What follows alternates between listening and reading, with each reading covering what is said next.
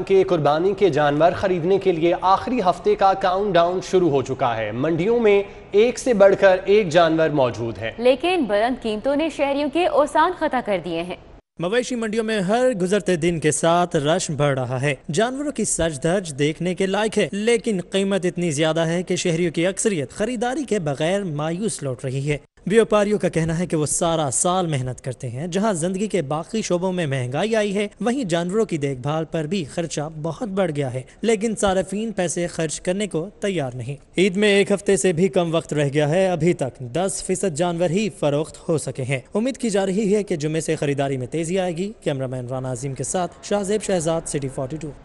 شاہپور کانجرا مویشی منڈی کے باہر ایک اور منڈی قائم۔ بیوپاریوں کی جانب سے جی ٹی روڈ پر جانور لانے سے گاڑیوں کی لمبی قطاریں لگ گئیں۔ انتظامیہ، ٹریفک وارڈنز اور موٹر وے پولیس ٹریفک بحال رکھنے میں ناکام رہے۔ شہر کی سب سے بڑی شاہپور کانجرا منڈی میں روایتی طور پر بدھ کو جانور فروخت کے لیے لائے جاتے ہیں۔ ضلعی انتظامیہ نے یہاں عید کے لیے منڈی قائم کی تو بدھ کے لیے کوئی ہدایت نامہ جاری نہیں کیا۔ دور دراز علاقوں سے جب بیوپاری آئے تو ان کے لیے منڈی میں جگہ نہیں تھی، جس پر انہوں نے منڈی کے باہر جی ٹی روڈ پر ہی اپنے جانور فروخت کرنے شروع کر۔ واریوں کی جانب سے سڑک کے وسط میں جانور اور سائیڈ پر لوڈر گاڑیاں کھڑی کرنے سے ٹریفک کا نظام درہم برہم ہو گیا۔ ٹریفک وارڈنز اور انتظامیہ کے لوگ ہاتھ پر ہاتھ دھرے بیٹھے رہے اور اس کا خمیازہ شہریوں کو بھگتنا پڑا۔ مشکلات نے اندر جان دے، رستے بند نے، ٹریفک بہت ہے، کوئی انتظام اچھا نہیں ہے ان کا۔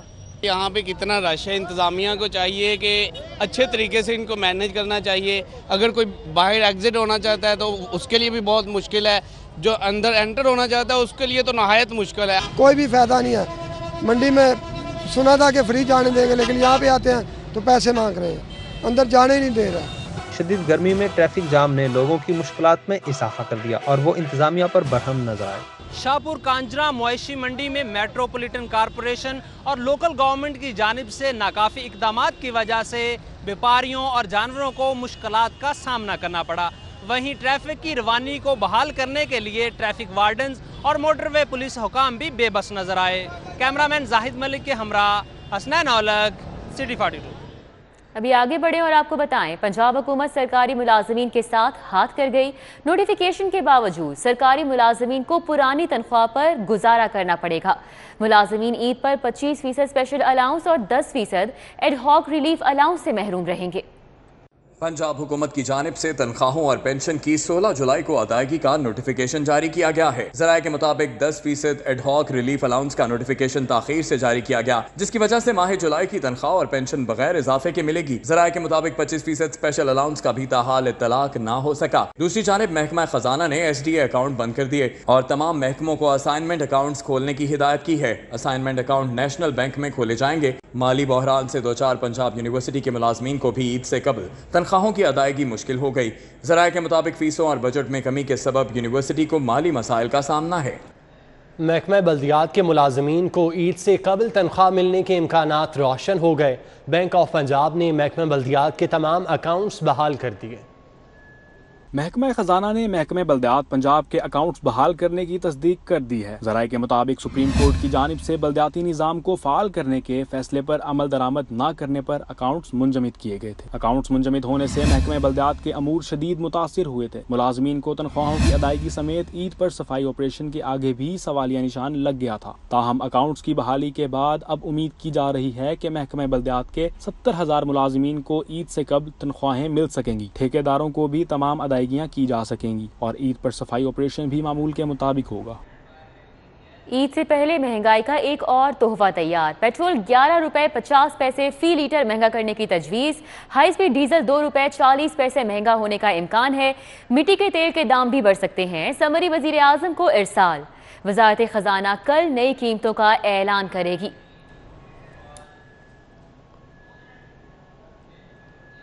مال روڈ کو سگنل فری بنانے کا فیصلہ۔ منصوبے کی فیزیبلٹی رپورٹ ضلع انتظامیہ کو بھجوا دی گئی۔ سی ٹی او لاہور کہتے ہیں سگنل فری منصوبے سے مال روڈ پر ٹریفک مسائل کا ازالہ کیا جا سکے گا۔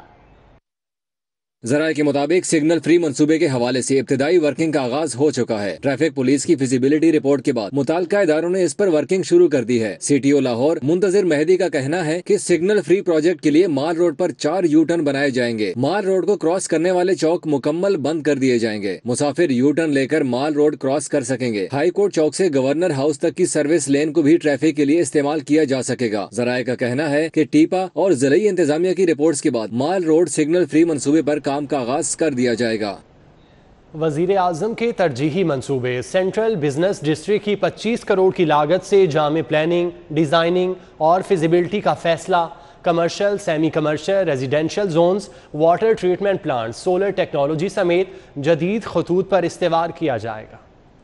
سینٹرل بزنس ڈسٹرکٹ اتھارٹی کے منصوبے پر عملی طور پر کام شروع کر دیا گیا ہے۔ کنسلٹنٹ سے جامع پلاننگ، ڈیزائننگ اور فیزیبلٹی تیار کرانے کا فیصلہ کیا گیا ہے۔ سی بی ڈی نے 30 جولائی تک خواہش مند کنسلٹنگ فرموں سے پیشکش مانگ لی ہے۔ جدید خطوط پر سی بی ڈی کا مکمل ماسٹر پلان تیار کیا جائے گا۔ سی بی ڈی کے اندر داخلے کے لیے گلبرگ اور فیروز پور روڈ سے 4 راستے میسر ہوں گے۔ عمارتوں پر شجرکاری سے گرین امپیکٹ فراہم کرنے کی پلاننگ بھی کی جائے گی۔ سی بی ڈی کو 100% سولر سسٹم پر چلانے کے لیے منصوبہ بندی کنسلٹنٹ کی ذمہ داری ہوگی۔ ذرائع کے مطابق منصوبے کی ماسٹر پلاننگ اور تفصیلی ڈیزائن پر 25 کروڑ کی لاگت آئے گی۔ غیر منظور شدہ کتاب کی اشاعت پر Punjab curriculum and text book board نے آکسفورڈ پبلشرز کو شو کاز نوٹس جاری کر دیا۔ بورڈ نے آکسفورڈ پریس کو 7 روز میں جواب جمع کرانے کی مہلت دے دی۔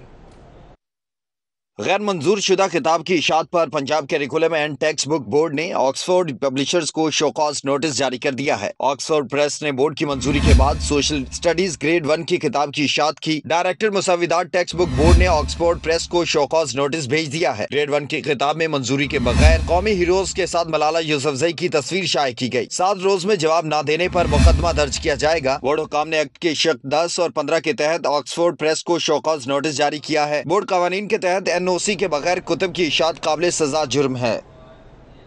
ہائی کورٹ کے جسٹس شجاعت علی خان کا کہنا ہے کہ کتاب لکھنا صرف آرٹ نہیں بلکہ ذمہ داری ہے۔ کتاب عوام اور معاشرے کی فلاح کے لیے لکھی جانی چاہیے۔ جبکہ جسٹس جواد حسن کہتے ہیں کہ آئین تمام شہریوں کے بنیادی حقوق کو تحفظ فراہم کرتا ہے۔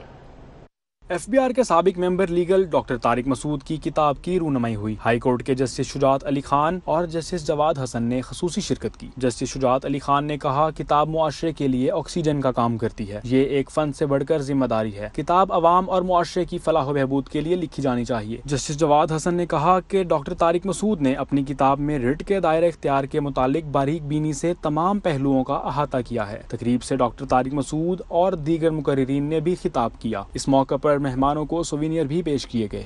I'm very happy to say this multi-dimensional phenomenal jurisdiction vested with the High Court under Article 199 of the Constitution has eloquently, sympathetically and comprehensively been elucidated, explained by Dr. Tariq Masood in understanding the rich jurisdiction in Pakistan.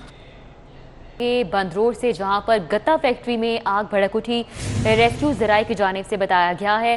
Rescue ٹیمیں اس وقت موقع پر موجود ہیں اور امدادی کارروائیاں کی جا رہی ہیں۔ بند روڈ پر گتا فیکٹری میں آگ بھڑک اٹھی، ریسکیو ٹیمیں موقع پر پہنچ گئیں، جبکہ ریسکیو ذرائع کا بتانا ہے کہ امدادی کارروائیاں جاری ہیں۔ بھارتی جاسوس خاتون اسما مسکان سروسز ہسپتال منتقل کر دی گئی۔ مختلف امراض کا شکار خاتون کے علاج کے لیے شعبہ گائنی اور میڈیسن کے ڈاکٹرز کے صلاح مشورے جاری ہیں۔